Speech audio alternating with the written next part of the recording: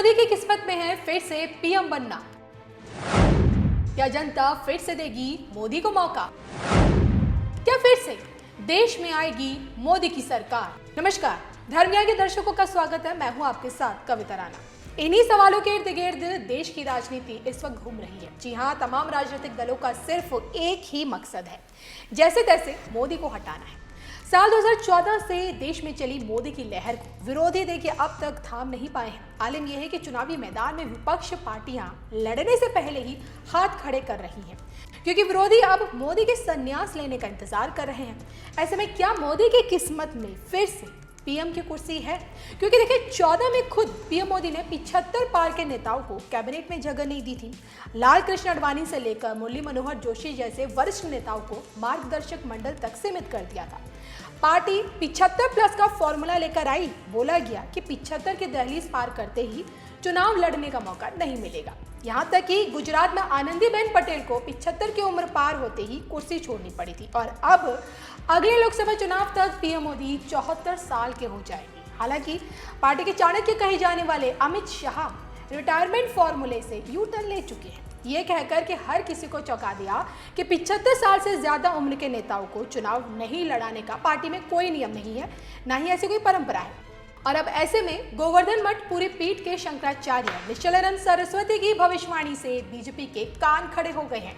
अब की बार शंकराचार्य निश्चलानंद सरस्वती ने न सिर्फ मोदी के फिर से पीएम बनने पर अपनी बात कही, बल्कि संघ प्रमुख मोहन भागवत से लेकर यूपी के मुख्यमंत्री योगी आदित्यनाथ को लेकर भी अपने दिल की बात कही।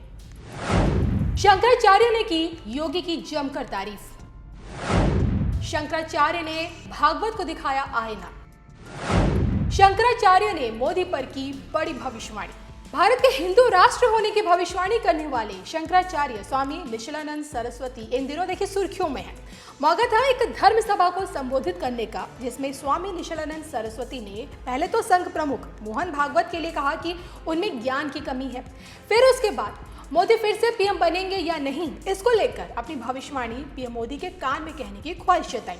स्वामी निश्चलानंद सरस्वती ये तो मानते हैं कि पीएम मोदी की कूटनीति विश्व में विख्यात है, लेकिन उन्हें अभी भी हिंदुओं का पक्षधर बिल्कुल नहीं मानते। और दूसरी तरफ मोहन भागवत में उन्हें ज्ञान की कमी नजर आती है। देखिए पीएम मोदी और संघ प्रमुख मोहन भागवत के बारे में उन्होंने क्या कुछ कहा। वाले हिंदी दासबोध पढ़, मैंने 50 बार कम से कम 50 साल पहले दासबोध पढ़ा होगा। एक ग्रंथ तो कम से मान लें, तो महाराष्ट्र के हैं कम से कम दासबोध ही पढ़ लें तो आंखें खुल जाए। कोई पूंजी नहीं है ज्ञान विज्ञान के। 12 महीने बोलते रहे तो पठान बोलते हो पास के पास। आज उनके स्वयं सेवक ही उनका न्याय नहीं रह गए। कम से कम इससे पहले सुदर्शन जी थे, बार बार आपके हम लोगों से सीखते थे। अशोक सिंघल जी कम से कम 70 बार मेरे पास आए, एक धन का बैठते थे। तो ज्ञान विज्ञान कला की पूंजी चाहिए, बिना जानकारी के बोलने को भाष के पात्र होते हैं। मेरे लाडले प्यारे हैं, मेरी भावना है, भाष के पात्र अपने आप को न बना। आपको याद होगा कि 9 साल पहले प्रधानमंत्री बनते ही नरेंद्र मोदी पुरी पहुंचे थे, और जहां उन्होंने न सिर्फ स्वामी निश्चलानंद सरस्वती से मुलाकात की थी, बल्कि उनसे यह आशीर्वाद भी मांगा था कि वे भविष्य में उनसे कोई गलती ना हो और देश के लिए अच्छे कार्य वो कर सके। 9 साल बाद की तस्वीर अब पूरी तरह से बदल चुकी है। पीएम मोदी के 9 सालों के कार्यों का लेखा जोखा स्वामी निश्चलानंद सरस्वती के सामने है, और ऐसे में उनके फिर से पीएम बनने पर स्वामी निश्चलानंद सरस्वती की भविष्यवाणी क्या कहती है, इसका हम सभी को इंतजार है। लेकिन यूपी के सीएम योगी आदित्यनाथ को लेकर स्वामी निश्चलानंद सरस्वती की भविष्यवाणी सबके सामने है। स्वामी निश्चलानंद सरस्वती का यह मानना है कि योगी खाओ किस्म के नेता बिल्कुल नहीं है। इनमें खाओ की प्रवृत्ति नहीं होने के कारण सर्वगुण संपन्न है। ना तो हिंदू पर अन्याय करते हैं और ना ही करने देते हैं। राजनीति और शासन करने की अद्भुत क्षमता है इनमें।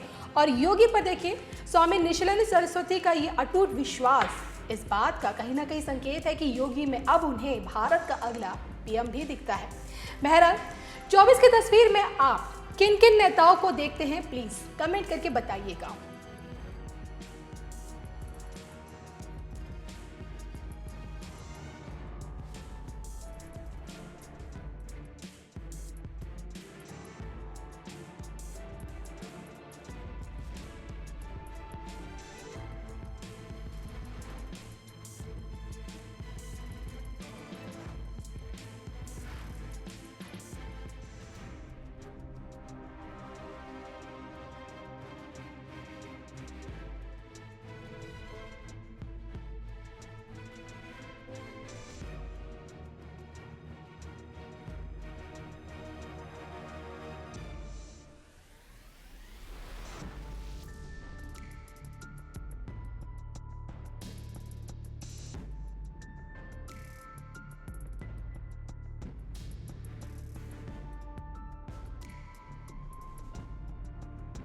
आरएसएस वाले हिंदी दासबोध पढ़ लो।